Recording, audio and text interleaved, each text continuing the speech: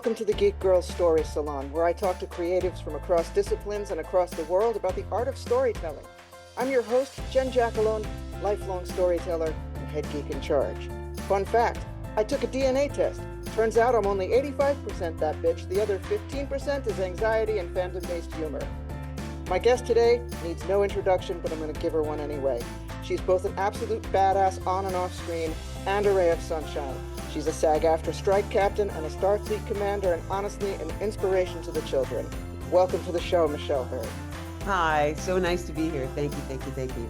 And just to be honoring the strike captains, I was not a strike captain. I was actually part of the negotiating committee of SAG-AFTRA, so I was actually in the room. Oh wow! With Okay. With the lovely people from across the table. Yeah.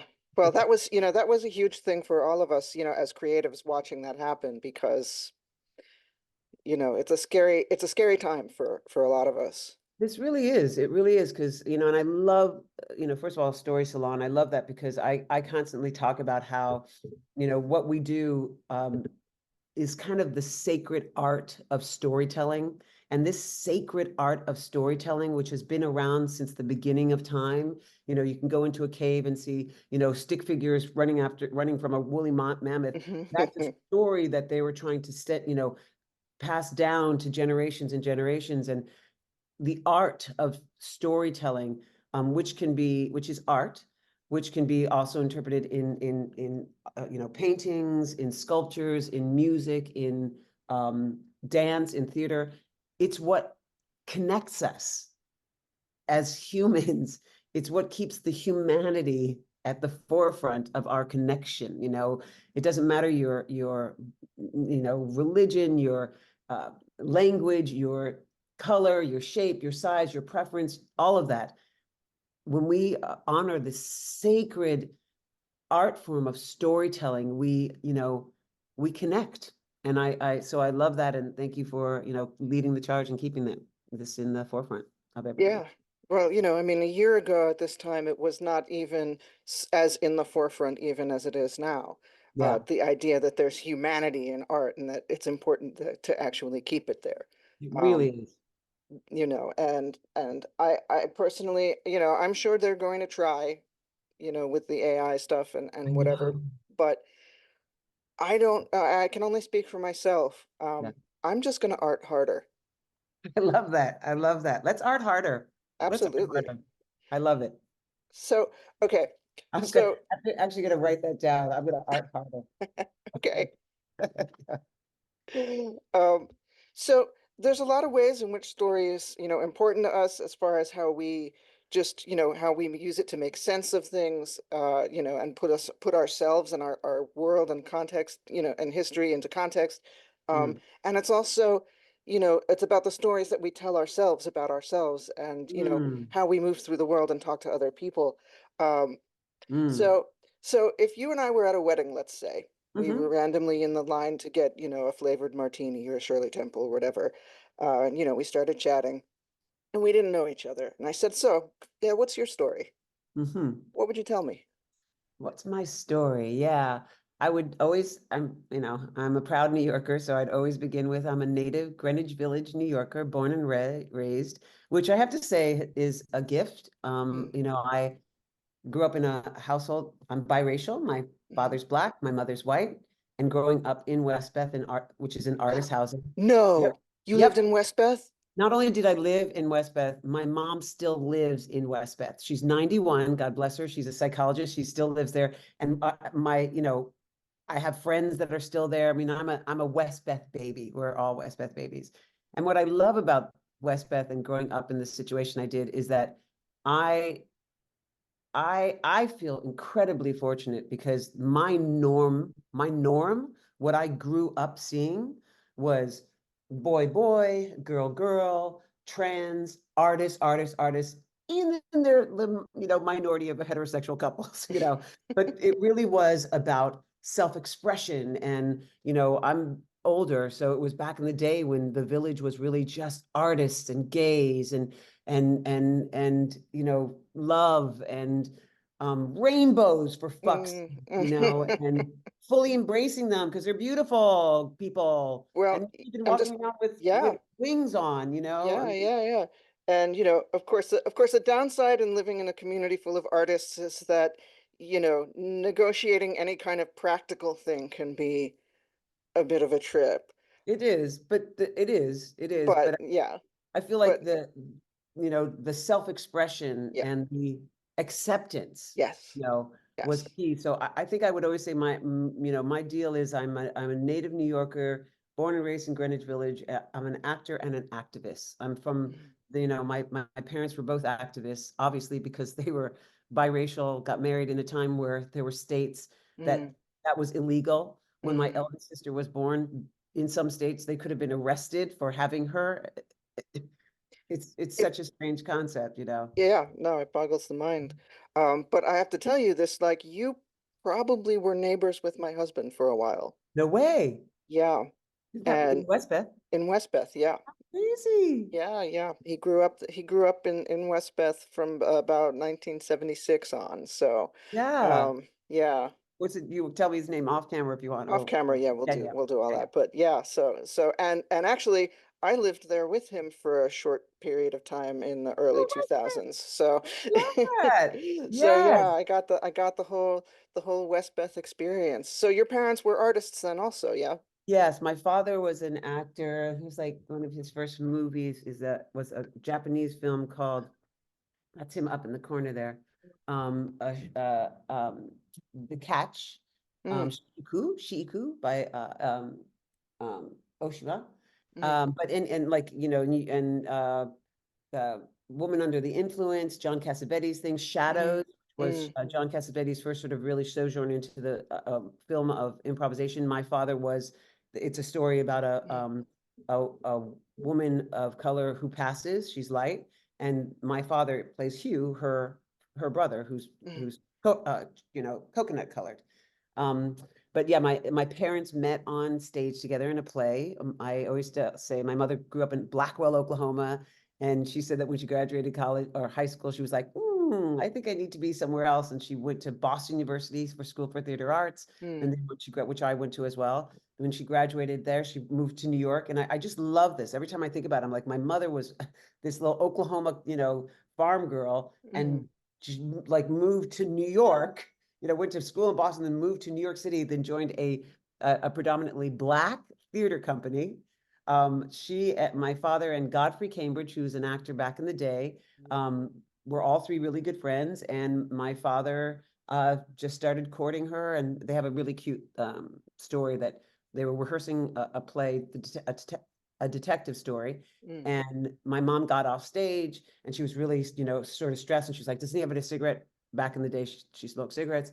And my father said, "Yes, I do." And she took the cigarette and was so happy she gave him a kiss, of thank you. mm, The next day, my father asks her for a cigarette. She hands him the pack of cigarettes.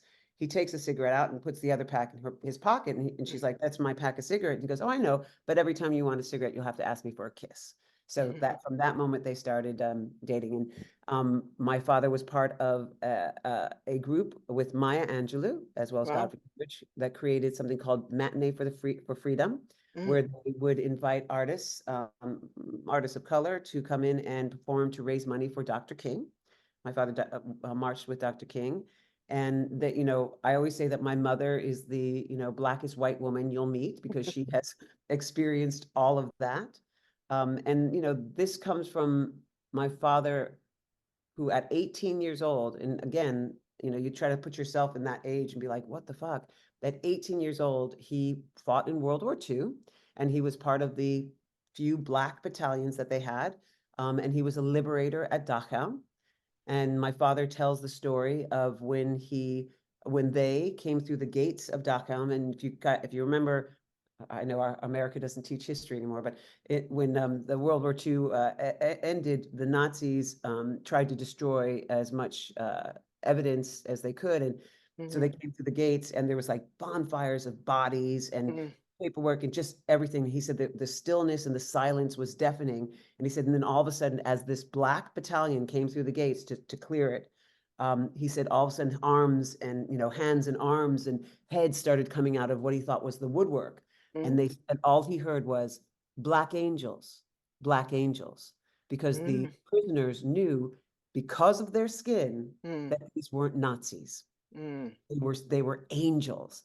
And then mm, cut to 10 years later, my father's on a bus in New York City, and he's sitting there on a bus, and New Yorkers were like, we don't like being looked at or whatever. And he said mm. he felt like someone was looking at him, so he was like, I'm gonna get off this bus. And he started to leave, and a hand reached out and he said, do you think I would forget the face of the black angel that saved me?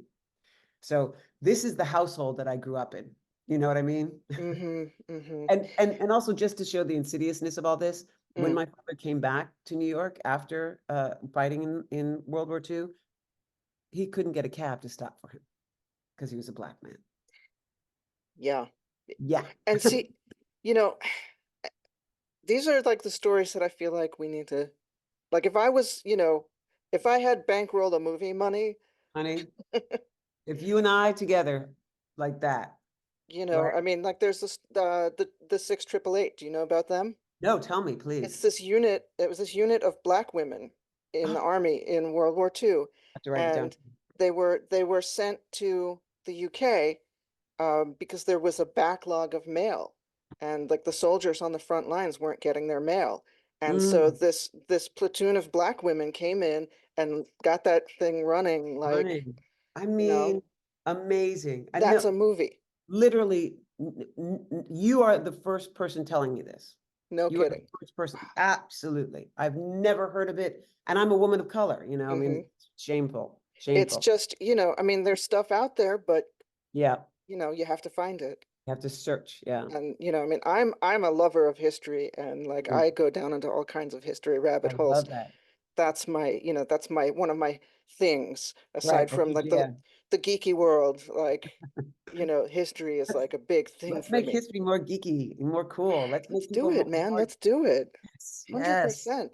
So like, okay, so this is a question. Do you have any historical, aside from your dad's story, which by the way is amazing, like, do you have any historical things that if you could snap your fingers and have a movie made about it? Well, I That, mean, it would be really my father's story. Like that, I think is something that needs to be told. mhm. Now I feel that 6888 needs to be told as well. Those things. Honestly, it's really about telling the story of what I'm always blown away at is that the moral compass of this country, of this world, Mm, has always moved forward on the backs mm, of marginalized and oppressed beings. It's so interesting, isn't it? Right? You um, think about gay rights, and because I grew up in the village, I experienced mhm, all the mhm. good and the bad that happened to Sure. my community, and just like my parents being black and white, Mhm, what was it that they're asked? What is it that they're asking for? The right to love and all that that means, mhm, meaning marriage, meaning jobs, being equity, all that stuff. But it's basically the right to love someone. That is an amazing, statement that that we have to fight for. And mm, you think about people of color from slave days, mhm, the request to marry somebody, to not be separated from their children, this moral compass that they're mhm, requesting, mhm, the right to vote. We have the suffrage. White women were given the ability to vote mhm, because white men realized that if they didn't give white women and black men voted, they would outnumber white men. So they were like, no, let's do this. Black women who stood with white women mhm, were not given the right to vote till like 1960 something. I mean, it's insane.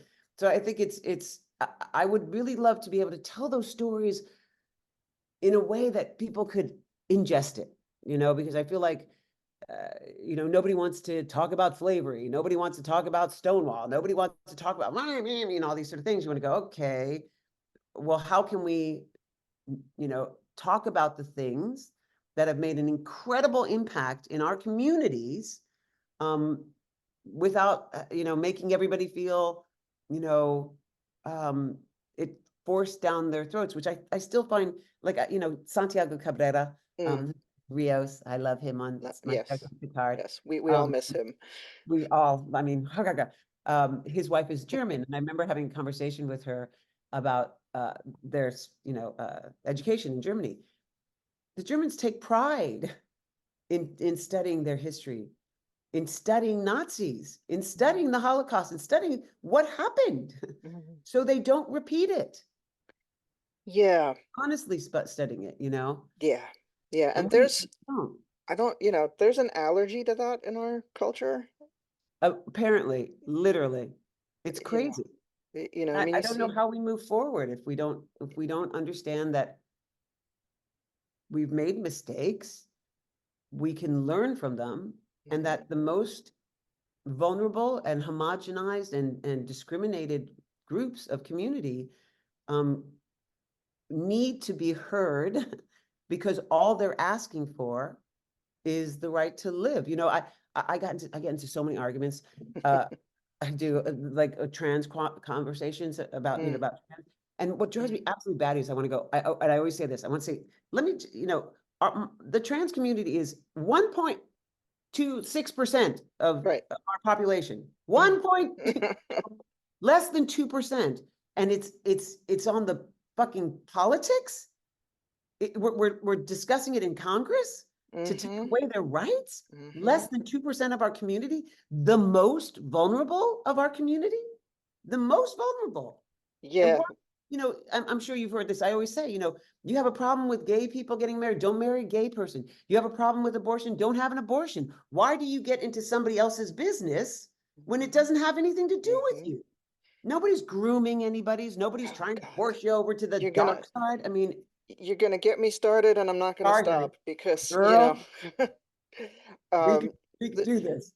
you know, and the worst thing, or the thing that makes me, you know, that gets me the most annoyed is the people who are, you know, who are using us, who are using women as a fig leaf for Mm. their prejudices about. It's like, you know Oh, how many problems I've had with a trans woman in a bathroom? tell me. Zero. Thank you. Zero. Do you Thank know you. do you know how many problems I've had with like cis het men? I lost count. Lost. Exactly. Exactly. You Exactly. know, it's like, don't, it's just own your bigotry. Don't like, Yes. don't use Don't. me as an That's right. excuse. That's right. That's exactly right. Oh my gosh, Jen. Yep. But, you know, Yep. again, if I get going, we might be here a while I just know. on that. I So, feel it. We're um, kindred spirit here. I can but feel you. yeah, no, no, no. But, you know, but again, to bring it back around, like, Yes. this is why story is so important. This is why we need to, you know, get people to try to empathize Yes.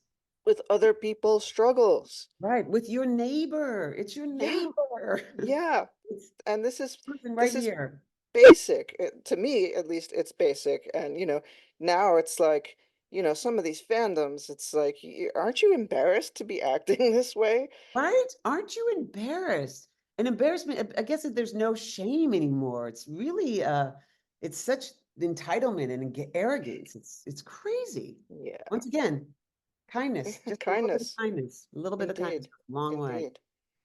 You know, the thing is, like, when they start complaining about, you know, I don't know if you've watched the new Star Wars yet. Oh, I haven't yet. I'm excited. Oh, well, no, Acolyte. Yeah. Mm-hmm. Yes, I did. I Mm-hmm. actually just Mm-hmm. like 2 nights ago, I just watched it by Yeah. myself. Yeah. And the interesting thing is, it's like, yeah, okay, I can see it for its flaws, but, you know, like, I can also see, like, you know, there was a, because I'm on the TikTok now, you know, I'm over on the Clock app, and, you know, there was this guy who was like, yeah, this is a story about police brutality. And I went, how did I not see that? How Mm. did I not see that? Wow, I don't think I saw that either, my dear. I think yeah, yeah. Wow. Right? Yep. And I'm then, you know, and now when I see people crying about, oh, there's no white men in the cast, I'm like, okay, so you know what? Now I'm going to watch it harder. I'm going to watch it 3 times just to be petty for you. That's So right. Well, good job. I love that because there was something I can't remember what it was that I watched or I saw an interview with an I think it was this the big sick. I remember watching some interview about somebody who was talking about movies, you know, like, Mhm. because Yeah, he's yeah, seen, yeah. that's Mhm. right, Mhm. that for our entire lives, you know, for mine at least, the majority of television movie theater movies that I've seen have been predominantly white. And I've had Mhm. absolutely no Mhm. problem comprehending the story, Mhm. understand and empathizing with the story. I've sat here very happily, Mhm. and as Sure. a little munchkin, I probably watched Cinderella and was like, could be Cinderella, you know, or whatever, you Mhm. know, I Sure. projected myself. No problem. So now we have people of color. We have lots of Mhm. different people looking different shapes and sizes who are telling stories. And it's amazing that people are like so mad, and they're like, what? You know, the whole Ariel thing. Ariel can't be, you know, she can't be black. She's a mermaid, people. She's a half human, half fish. What are you, what are you talking about? But, you know, we're at a place right now where, yes, there's going to be more people of color on screens. It's time to take, you know, move aside for a second and just watch those stories. It's the same way that we have. You can still Mhm. relate, Mhm. just it's Mhm. out of a box that has a different shade, for goodness sakes. Mhm. I do say that though. I kind of I giggle sometimes whenever I watch commercials, because now commercials are always like there's, you know, multicolors and Mhm. all Mhm. shades, and all I can think about is like people who do not like that. They're probably losing their mind. They're like, God damn it, why does, you know, why am I watching a Jeep commercial and every single person's a color there? Why, you know, they're just so mad about it. You want to go, Yeah. I just take it down. I should be high road about that, but like I do get a petty joy out of it. I'm not gonna lie. I'm like somewhere someone It's is a little seething giggle. about this, and that makes me so happy. Same here.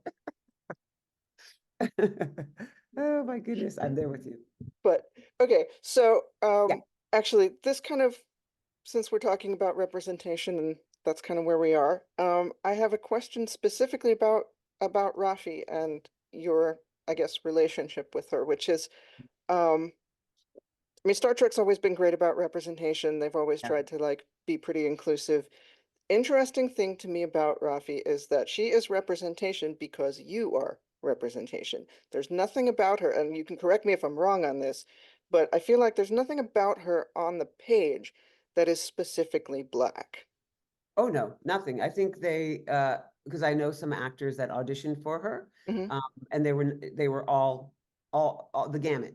There Mm, was nothing. It did not say mm, specifically at all. Yeah, no. hmm. Which I love Star Trek for that.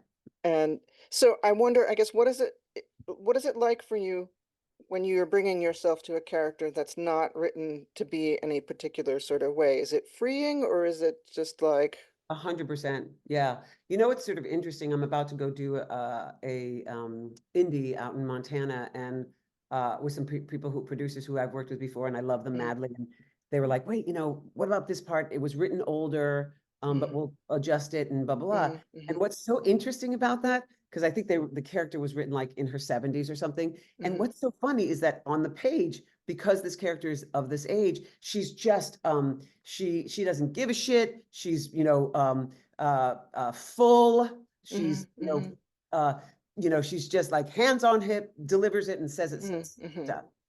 When I've auditioned for parts that have been uh, perhaps for a man, mm, they're, you know, they got stuff to say. mm, They're, you know, driven. Boom, boom, boom. When mm, I audition for stuff that's specifically for a black person or a black woman, mm, it's so it's so much of a smaller box. mm, You know, the rhythm that they write my voice in, mm, the point of view that they put my character, you know, that character's in. mm, It's really interesting because it's clearly someone's and you know, it could be black people who have written it. It could be, you know, it's not it just happens to be they sort of make things a right, little tighter, smaller. mm, I want to say smaller. mm, When they take those things away, it's so interesting because it's just a fuller character. When I got the audition, you know, and I wish I wonder if I could do a massive search and I could find it, but mm, I wish I remember I got the breakdown, because when I read the breakdown, it was, you know, it was so much, you know, mhm, it was complicated and messy mm, uh, and yummy, you know. And I just mhm, remember going like, what is what is this? I don't get things that are this, yummy. So for me, it was just a beautiful opportunity to bring to life, and I love the, um, the addict of Raffi. Mm, I think it's unbelievably important, and it's part of who she is, and it's part of who a lot of the people I know are. And again, addiction, obviously alcohol, drugs, exercise, food, sex, um, gambling, mm, shopping. Addiction is addiction. Sugar, mm, cigarette. mm, So it's much broader than than penciling it into just drugs. But the thing that I really love that they did and allowed me to do is to show someone who has, and if you have ever been in an addiction, you will always be some form of an addict, because things are challenging when it comes to those things, right? So if had an eating disorder, you have a challenging relationship with food. right. If you are a shopaholic, every time you buy something, just something you really need, it's a challenging relationship, right? So Mm, she will always have a challenging relationship. But what I loved about Raffi is that she exposes how that community, our addicts, are incredibly valuable. They struggle, and they stumble, and they mhm, fall. mhm, Um, they have demons. They've got little things, monkeys on their shoulders, and they're working every day to just get up, mm, to just get up and yep. and open the door.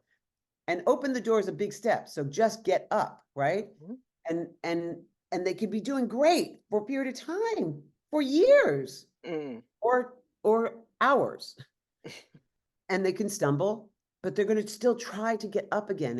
And that is Raffi. Raffi's doing the best she can. She's really trying, and she just takes things so deeply. Everything it comes in so in full in her heart, mm, and she takes on so much responsibility, and she wants to help. She wants to help, and that is also part of her, addiction, and part of her spiral is that mm, I can't. How can I help? How can I help? mhm, I'll do all these things because my head's going but I love that. And really that is more the forward of who she is than the fact that she's a woman of color. mm, mhm, These are the parts of her personality. mhm, She just happens to be in this body, mhm. Yeah. I love that. Yeah. It's interesting for me because I had my own little arc when it came to like how I related to Rafi because at first Um, I was like, oh, I don't like this. yep, She's messy and, she pointed a gun at Space Grandpa. So like, I don't know about this. not And nice. then, and then, and then at some point, like I had this revelation that the reaction I was having to her messiness was, um, a lot of it was about my dislike for my own messiness. And at Oh. that point, it was like a switch flipped for me. And it was like, if anything happens to Rafi, I will flip tables and, yeah, Yeah, yeah. I love that. I love that because that's I felt the too. I remember talking to Patrick about it. I was like, oh my God, people are gonna hate me. I'm telling you to get away. I'm so mean. She's got messy. She's got so much stuff. And Patrick was like, no, no, trust yourself. This is they will come. They will come. They will come. It'll happen. But yeah, I mean, I love the fact, and that's the beautiful thing about Star Trek, and you were talking about Star Wars. The beautiful thing about sci-fi in general is that Mm, we're able to tell our stories, in this under this amazing umbrella that it's, there's, we're in space, we're in this, we've got these, all these sort of things. We're blue, we're hairy, we got all this sort of stuff, but we're telling, you know, our shared experiences. And we're allowing, just like Star Trek always says, holding the mirror up to society, mm, we're allowing ourselves to see ourselves, reflecting ourselves. mm, And we see like that person's struggling. I struggle. I'm not alone. I'm not alone. I'm rooting for this person, which means mhm. I'm rooting for myself. And that's priceless. priceless. That's it. You Yeah. said it. You said it right there. Yeah. So, um, a lot of times when you have an actor who's gotten to play a character for a while, they will talk about what the character has taught them. What did Mm. Raffi teach you? Oh, um, I think, I mean, she's probably taught me so much. The gift that I have received playing Raffi is the community that I have been embraced in. Um, I remember Jonathan Frakes told me, like the first couple of days we were shooting, is like, Michelle, get ready. This is unlike anything you've ever experienced. I've been on, Law and Order. I've been on shows that are big and Sure. huge and popular. He's like, but it's different. He says, when this show drops, you have 10 million family members across the world. And Hmm. it seems sort of like, what is it? Yeah, right. But I get it now, because when I go to these cons, the people, there's nothing like a Trekkies. They're so willing to be vulnerable and to um, share experiences uh, that I don't think you would normally go up to someone, a stranger, and share. Mm. And to hold space for that, it's an amazing thing. And it's, I'm humbled and I'm honored and I'm grateful. And, I talk to addicts all the time. I talk to our LGBTQ plus Mm. community all the time. I talk to my neurodiverse community all the time. And, the fact that they see something in Rafi to give them permission, Mm. permission Mm. be, Mm. to be here, loud and proud, Mhm. is an amazing gift. And so I guess from that gift of what I've learned is to, embrace all of my perfectly imperfect issues. My imperfections Mm. are what make me who I am. Mm. And I'm grateful for them. All the trials and the tribulations that I've gone through, the things that I've witnessed, the things I wish I could fix, I acknowledge them and I own them. And I say, well, okay, what can I do? What can I do to help myself, to help my community, to help the people around me, to be better, to do better, Mm. and to be kind, to hold space for people, to allow that. I have a phenomenal family anyway, but I have a glorious nephew who is, he's on the spectrum. He's a bit speech delayed, and he's like a fucking gift to us. I learned so much with this young man. Not to mention the fact that if I have any issues with my phone, like any technology, I just hand it to him. He's like, he knows Yeah. all of it. There's such gifts, and Hmm. and one of the things that I like Rafi, I wish people would take the time to understand, when you interact with somebody who is different, the absurdity of that person trying to make you do what they, like, if you were speech delayed, this person going, why are you, speak, you know, come on, speak, make eye contact, do this stuff. You're going to go, Hmm. no, dude, no. You need to slow down and you need to get on their level, because their level is glorious. I'm totally dyslexic, and what I love about my dyslexia is that, we did this on the Star Trek cruise. One of the things that I was given to do was to do uh, uh, Trivial Pursuit, right? It was Trivial Pursuit, um, Star Trek Trivial Pursuit, and so they said, okay, we're going to give you a script to read, and then you'll read all the stuff and blah blah blah. And I was like, okay, you'll just give it to me beforehand. Didn't happen. Nothing happened. So I get down to the space that I have to be at, and I was like, the person comes up to meet me. She's like, okay, so this is what we're going to do. I was like, okay, great. Is there a script? I was told I was going to have a script, and they're like, yeah, here it is. I was like, and they start talking to me. It's like, I'm so sorry, but I need to read this. I'm dyslexic. I need to. There's like a room of 300 people already here, so I kind of like, I'm like looking at it, and it's Star Trek trivia. So there's Mm, words that don't even, make sense anyway. right. Like I can't even, so like my eyes are freaking out and all this stuff. And I'm like, starting to get stressed. And I remember, getting up there, and I have a script, I have a mic, I have my reading glasses. I'm like trying to make it all work. And I start to do it. And then I stopped and I said, I'm so sorry, guys. I just need to say this. I just need to say this right now. I'm totally dyslexic. I just got this. So please, have some grace with me. This may be bumpy, but we're going to get through it and Mm, it'll be great. Just know that mm, some words might come out of my mouth that whatever. And like the MO of how you do it is that you read the question, then you mm, read the answer, then you give mm, them a moment, and then you read the question and the answer again. So you always read it twice. So we mm, do the whole thing and we get down to the end where we're now going to mm, tally up and see who wins. And mm, just before we did that, I said, can I just say one thing before we announce the winners? I said, did you guys see how the first time I read the script, it was a little bumpy, or the questions, they're a little bumpy or whatever. mm, But the second time, I was a little smoother. So what that tells you is mm, that when you're on a neurodiverse, when you're on that spectrum, mm, we're going to get there. It just takes us a little more time. mm, That's it. And what was so amazing about that was the first day of the cruise. Throughout the 7 days of the cruise, so many people came up to me one-on-one saying, thank you for speaking out about dyslexia. Thank you for speaking out about just, being on the spectrum. My mother is this, my father, my sister, my child, my this, da, da, da. So many people, and we don't talk about it. We don't, put it out there. But the point is we have to speak about it because we're part of the community, always have been, oh yeah. never not been, always Mm-hmm. here. And the truth of the matter is that for a neurotypical individual, to get from here to here, it's a linear, straightforward thing. Mm-hmm.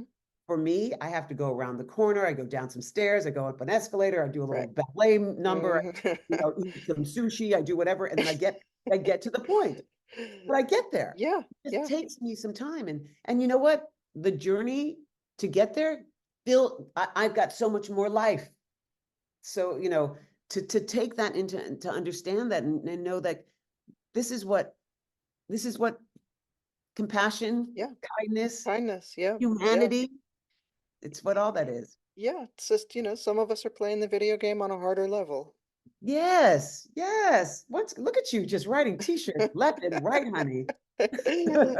Actually, this is whatever. I may keep this in, I may edit it out, but do you know about Comic Sans? Nope. The font Comic Sans is actually, and I used to hate Comic Sans, and as a graphic designer, I still do, but apparently, it's great for people with dyslexia. Really? Yeah. I will look this up. I don't even know what this is. I will look it Yeah, up. it's a font that you've seen a million times. It's like the sort of crappy handwriting font that comes with like Right. Microsoft Office, whatever, and it's really, you know, again, as a graphic designer, it makes me cry, but I learned a few years back that it's actually great for people with dyslexia. They find it much easier to read because the letter forms are all unique and they don't really Yes, look like each other. Um, so from now on, you could ask for your scripts in Comic Sans and you I might have a much will. easier time. That's amazing. It's funny you say that too because one of my Star Trekky family members in my Safi Discord Mm, wanted to get a tattoo of me of what I've when I say perfectly imperfect. mm, And I was like, because I have terrible handwriting, because of course mm, everything's like this. And it's funny because I do put capital letters mm, in the words. Like I just mm, not always in the top. It's sometimes, and that's because like my last name is Hurd, Hurd. I've had mm, that last name for my entire life. I mm. still, like to this day, if I'm writing my D in a lowercase, I look at like anything else on the paper to make sure that I'm doing the right side. Wow. Because it just, Yeah, no, that's that's just the way it intense. is. That's So it's intense. that'll be really interesting. I'll check that out. I'll check that Yeah. out. Yeah. So this is going to be like a great conversation for you. You're going to come away with all this stuff. I'm so Yeah. happy. I know. I've got lists of things here. But yeah, it's but yeah, I mean, we're all kind of out here doing our best. And, I mean, I'm a late diagnosed ADHD. And I only figured out actually in the last few years that I'm on the autism spectrum Yeah. also. And, it stands to reason because my little guy is on, very Mhm. much on the spectrum. And, he's this genius musician. Yeah. He can hear anything once and just sit down and, play I'm piano and yeah. amazing. And a Yeah. gift. What a gift to us. Mm-hmm. That's the thing. Mm-hmm. They're gifts to us. Mm-hmm. Yeah. So it's really you know, Yeah. I think it's worth working a little harder to make space in the world for, you know, Thank you. people For all who, of us. For all of us. yes, For yes, all of us. For our community. They're part of our community. Make some absolutely. that our Absolutely. that our world is like just like on a fucking, tirade to get less space. Everybody's like, we have to be this.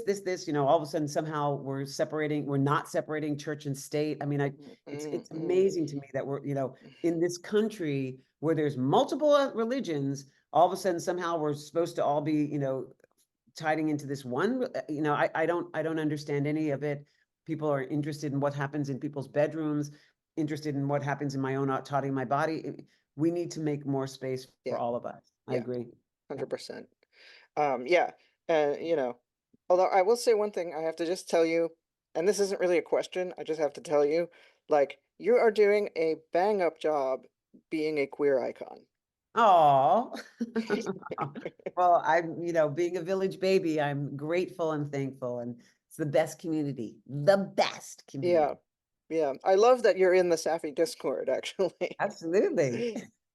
Yeah, do they behave themselves? I think I'm technically in it, but I'm never like in it. Yes, they do. I mean, I think just like any other group, there's every now and then there's like, like I'm kind of like something just happened, but it's all love. But, I mean, and that's the one thing, sorry, just to like circle back again, to something we were talking about before, but that's the one thing that AI Mm, cannot give the audience is that interaction between, right. you know, the people telling the story and the people consuming the That's story. exactly right. That's exactly right. They never will be. Never will And, be. and I think I have a lot of thoughts about this that maybe I'll talk about after we stop recording, but, I think that that's the real thing that we need to be leaning into as artists, Yeah. you Yes. know. I mean, what there was a great sign during the WGA strike that one of the Mm, writers wrote that said AI wouldn't wouldn't be able to write the King's Speech, that mm, film, because it would correct the stutter. It would just correct the stutter. And you want to be like, no, but no, that's the point. There's the our in our perfectly imperfect individuality is what connects us. It's what connects us as humans. I don't know. You know what? I don't ever want to meet anybody perfect. I really don't. I am not mm, interested. I am not interested in that at all. I'm nope, only interested in, the journey. And, I'm grateful when I get to learn something every single day. I seek that, mhm. I don't know everything. I make mistakes, sorry, it's sorry, not sorry, Yeah, no, I'm happy to do that. yeah. Well, I always say, like, if you don't have anything in your past that you would be embarrassed to have end up on the internet, I probably won't be interested in talking to you. That's right. I don't think I want to talk to you. I'm not interested. I know, right? I just had that conversation with somebody like, well, with my sister. We were both talking like, Lordy, aren't we happy that we didn't have no cell phones back in the Mm, day? mm, Woo! preach. Preach. Absolutely not. Woo! Oh my God. So what are you watching now? I know we talked a little about Acolyte, but what else are you watching or reading or whatever that you might Yeah. be enjoying? I gotta say, my sister has gotten me into, I have drunk the Kool-Aid. I'm into K-dramas. I've been watching I No know, way, really? way. Wow. I can't get, and, I go to do a lot of cons. And so I Mm-hmm, do a lot of quick flights. mm-hmm, And my sister was like, she travels a lot too. And she's like, oh, just download a bunch onto like an iPad and then you have your movies, mm-hmm, so it eats up time. And I was like, oh, cool, cool, cool. And because I'm dyslexic and I like to hear their voices, it actually takes me quite a long time to watch episodes or movies because I pause, I rewind, I pause, I rewind, I rewind because I don't read fast because I'm Mhm. dyslexic, but I have to say, even though I don't read fast, I read rather really slowly, but I Mhm. retain an enormous amount because I have to read it multiple Right. times, Right. so I really retain it. But it takes forever, but it imprints in me so much more because now even I'll rewind, get the whole thing, and then I'll rewind and just watch because now I Mhm. know the story. So I watch something like each episode quite a few times. But there's something about like there's one called Goblin, which is, or it's not, it's actually referred to as Goblin. It's called Guardian, the Legendary and the Great God. And it's just a beautiful um, story. I mean, I don't know how else to say it. It's a beautiful story of life. Like, there's a goblin and a grim reaper who lives in, modern day time. And it's huge, it's expansive, it's beautiful, it's Mm. um, gentle. There's a one I just finished just last night called Coffee Prince, which was really interesting because there's almost uh, not a challenge, but there's a scenario where a heterosexual male is kind of has is interacting with someone who may be non-binary and not and we're not even sure girl boy whatever and Mhm. it's interesting to watch how this person chooses to to navigate that. And there's Mhm. something I think about the beauty of the suggestion of um the suggestion the suggestion of whatever, our America, we don't give suggestion. We're like, Mhm. here it is, here's naked, here's decapitating, here's, we're like, like it's so like so in our face and push it more. Get like, how much can we push this? To the limit, and it's just and what's sad is that for myself, I'm it gets me more numb than invested. I sort of, you're sort of watching and you're like, ooh, that person got their head cut off. Ooh, look at the blood. Ah, oh, Yeah. wow, that is a sex scene going on for like 10 minutes now. Okay, and you're just there. And these Korean dramas, are they like, a intimate scene is, like the person moving the hair over Mm. their behind their ear and then like slowly giving them a hug, and that hug is like, and then there's the step behind. There's so many, I've watched so many shows where they literally will have the two actors stand Mm.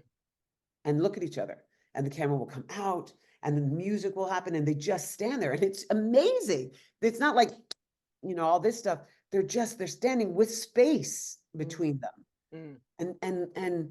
and you feel their Mhm. pull. So Mm. I gotta say right now I'm like neck deep Mm. into K-dramas. Wow. Okay. Serious. That's wild. I I mean, know, right? it's interesting though, because I do actually feel you on the whole lack of subtlety. And, we watched Godzilla minus one finally, Oh, okay. I didn't see it. and it is the best Godzilla movie I have seen because it is a Japanese Godzilla movie, and it's about the people who are trying to rebuild because their country was flattened after World War II. And, it's already so bad for them, and then Godzilla fucking shows up. Like, how Right. can this get worse? But it's about the humans, and you actually care about them and, Mhm. what's driving them in how they decide to deal with the threat of Godzilla.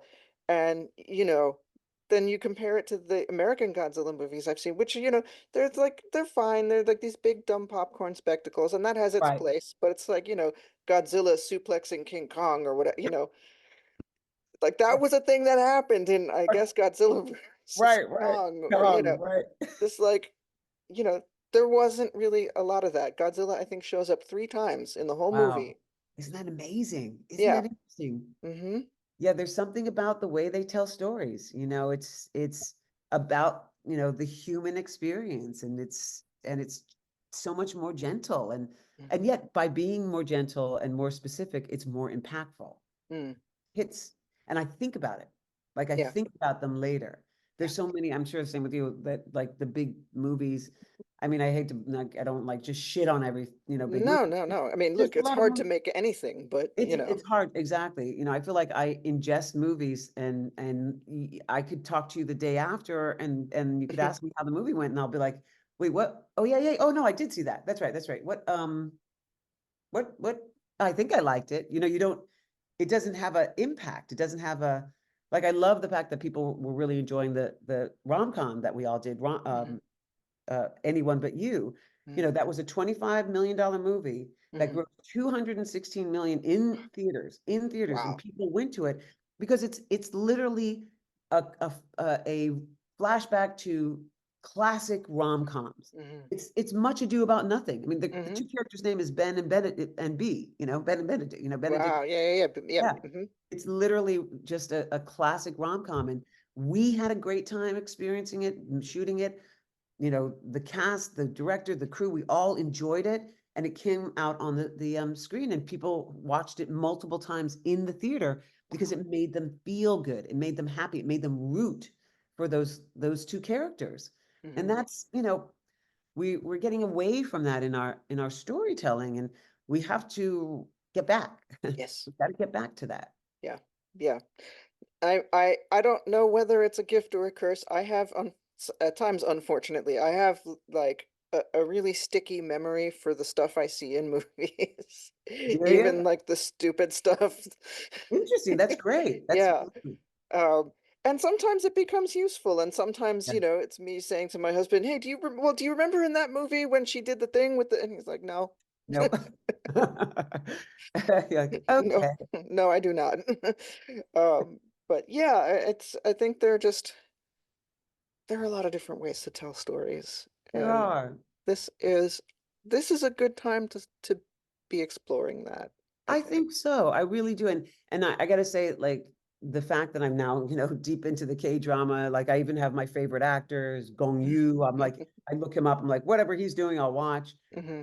But it has made me realize that there's a whole, world of entertainment out there, Hmm. not just Hollywood, that I have yet to explore.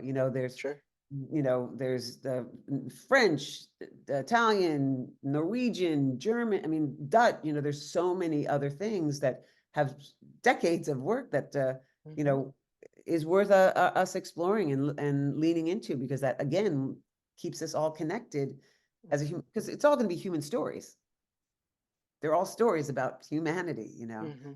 and I think that makes me feel more open to the beautiful diversities of our world, because it Actually, can't just be Hollywood. It can't just only be this. no. Well, I mean, even just, um, like I've gotten to know a lot of people in Toronto, in the Right. industry in Toronto, and like that's a whole other world. It is. It's a different country. It's over there. And they're making a lot of stuff that I love, Yeah. you Yeah. know? So it's just, even that, like, it's right over the border, but it's like it's a different world. A different world. Yeah. Yeah. But so that's yeah, I just think I don't know. I tend to be really voracious and just go and explore a lot of different rabbit holes because I Oh, think I you need love it. that as a storyteller, you need that, you Yeah. know. It's funny. I'm on Cameo, and one of the things I say at the end of each cameo, it's Hmm. just my little thing that I say to everybody. I Hmm. always say, I wish you nothing but joy and laughter and love and happiness and good conversations with good friends, Hmm. big adventures, huge dreams, Hmm. yummy food, a strong, healthy body, a calm, content mind, prosperity, and hope. Hope, of course, for a better tomorrow. And I say those things because I really do mean that. Dream fucking big. Have Hmm. adventures. Eat yummy Yes. food. Yes. Do all those things. Yes. Do all those things, because that's life, and that just keeps us. It's. First of all, we can do that. It's in Hmm. our grasp, and it'll it'll broaden.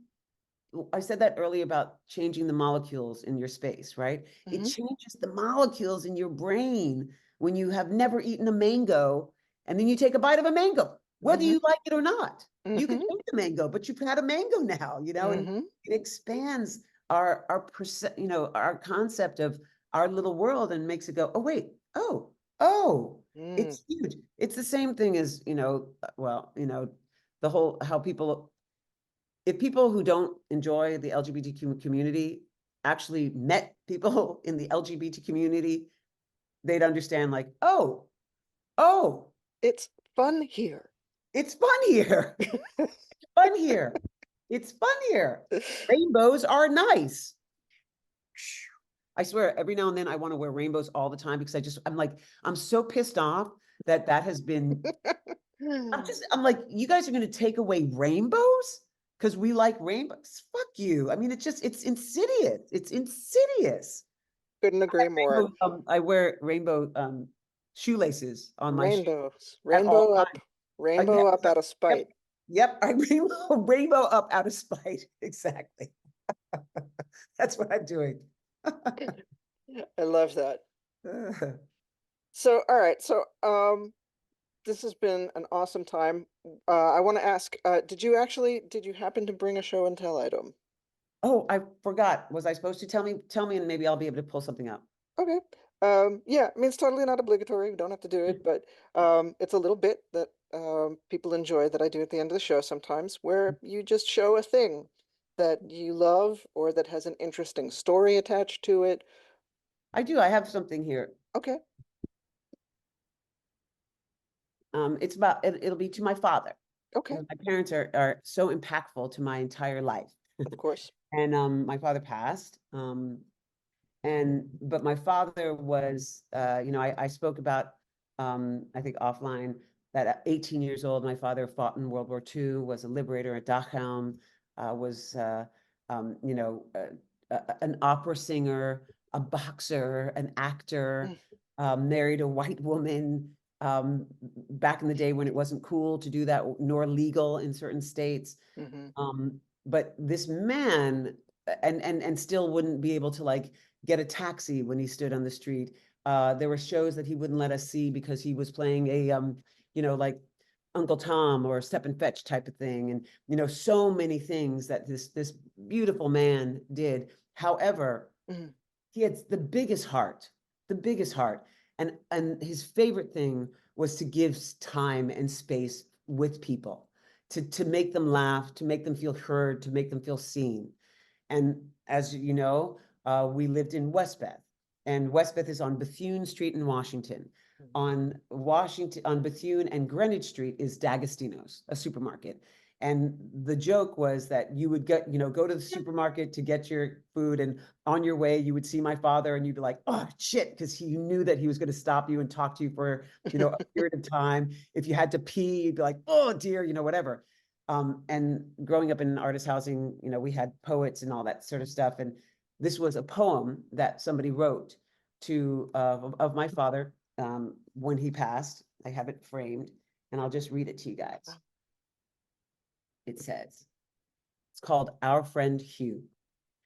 You could always depend on my friend Hugh. Oh, excuse me, our friend Hugh, to give you a helping hand, to tell you an interesting story. He had a million of them. For hours on end, you'd stand. And you knew when you saw him coming, you'd find a side-splitting joke was not far behind. Between D'Agostino's and Westbeth, he'd do his slick caper, and there you'd be caught like a fly on fly paper, straining to get to the store and shop or get home with your groceries, but there you would stop. And when did you not feel at the end of the day you liked talking, sorry, you liked talking to Hugh, and were glad that you stayed? You could always depend on our friend Hugh to help out with all the hard things to do. He walked on security so many times, monitored voting so many times, kept us smiling and feeling good most of the time. And if you tasted the food he prepared, you'd grin with delight from ear to ear. What a guy, what a talent. On screen and from stage, he spoke out his rage against calamity and injustice, always beautifully doing his part, straight from his soul and deep in his heart. He was called away the other day by the big producer director, called away for a greater play and a most important role. We can watch him on our memory channel whenever we turn it on. Let's just look and listen with our heart and soul, and we'll find that he's not really gone. So that's my show and tell. Wow. Well, thank you. Thank you. Thank you for sharing that. That was really special. Thank you. Sorry. No, no, please. I'm sorry I made you cry. No, it's beautiful though, those moments, you don't expect it. And Yeah. I feel like when you have people you've lost and you are met with a wave of emotion, it's just remembering how much you love them. So I appreciate sharing that with you all. And it gave me the opportunity to embrace my father again. Well, and it gave us the opportunity to know him a little bit, and I want to thank you again for sharing that. Um, so to lighten things up, I think we'll end on a speed round. Okay. I'm gonna ask you a couple of silly questions and don't think too hard about it. All Just right. Just go with the flow. go with the flow. Okay. Gonna start with some easy ones and then we're gonna get a little tricky. Okay. Super salad, Salad. tea or coffee? Mm. Ooh. Mm, Ooh, I'm gonna go coffee right now. okay. Digital or analog? Digital. Pick one character from Star Trek that you would want to have dinner with. Um, Uhura. Hmm. Now, would it also be Uhura if you were in a barroom brawl? Worf. Worf. Good call. Who would you want to have at your side if you were at a table full of lawyers? Boo. Uh, from Star Trek? Hmm. Um, Picard. Mm, valid choice. Yeah, all right. Who would you want to have with you if you It's were funny because at it would be Picard or Shaw. fair? I would accept that choice also. But now how about if you were at a high stakes blackjack table? Shaw. There you go. And one that you would make awkward excuses to not hang out with. Like you can't be rude to them, but if you see them coming, you're like, yeah, I was just about to Oh my. That's a replicate hard some one. replicate some dinner. Um, oh, it's so sad because I love every one of my Trekkie peoples. Um, who would I avoid? I'll tell you who I would Yeah. avoid. Quark. Okay. I mean, all right. I'll say that as well then. Yeah. Yeah. I know because I was going through everybody. I'm like, Right. no, my group, I'd be like, I'm Yeah, like, no, no, like no, from your show, nobody. I would even hang out with the board queen. you know what I mean? Like literally, I thought of like Allison when she turned in. I was like, no, no, I'd take her, and Annie, I'd take them. Absolutely. Yeah. Yeah, yeah. Yeah. I'll say that as well. Okay. All right. Cool. So I'm gonna do a little sign off and then if you have a few minutes we can just talk shop and whatever. If that's cool. Absolutely. All right, cool, cool, cool, cool. All right. Thank you so much for sitting down with me. This has truly been a joy and a privilege. That's been our show, you beautiful nerds. What a season we've gotten to shoot. Filmmaker Nick Roth, Resident Aliens Alice Wetterland. It's going to be an absolute blast. I've been your host, Jen Jackalone. Please hit like and subscribe if you enjoyed this show, and check out the link in the description to follow Michelle on her social media and keep up with all the amazing stuff she's doing. Remember, nerds, inside you, there are two wolves. Sorry about the transporter malfunction. Stay hydrated, take care, and take it easy.